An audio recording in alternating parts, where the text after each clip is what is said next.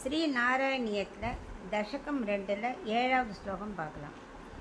ஏவம் பூததயா ஹி பக்தியபிஹிதோ யோகஸ்ஸ யோகத்வயாத் கர்ம ஞானமயாத் ப்ருஷோத்தமதரோ யோகீஸ்வரை கீயதே சௌந்தர்யைகரசாத்மகே த்வயி கலு பிரேம பிரகர்ஷாத்மிகா பக்திர்நிஸ்ரமமேவ விஸ்வபுருஷைர் லப்யா ரமாவல்லப. இப்போ இதுக்குள்ள அர்த்தம் பார்க்கலாம். 7லேருந்து 10வது ஸ்லோகம் வரைக்கும் பகவானை அனுபவிக்கிறதுக்கு பக்தி யோகம்தான் ரொம்ப சிறந்தது அப்படின்னு பட்டத்திரி சொல்கிறார்.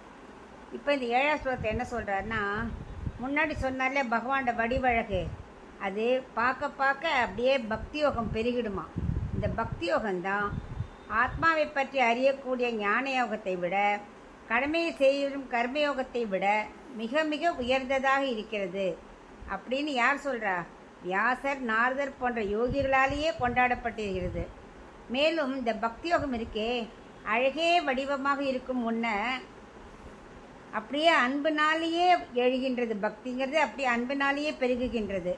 இந்த பக்தி யோகம் கஷ்டமே கிடையாது. எல்லாராலையும், உலகத்தில் உள்ள அனைவராலுமே எளிதில் அடையப்படுகிறது.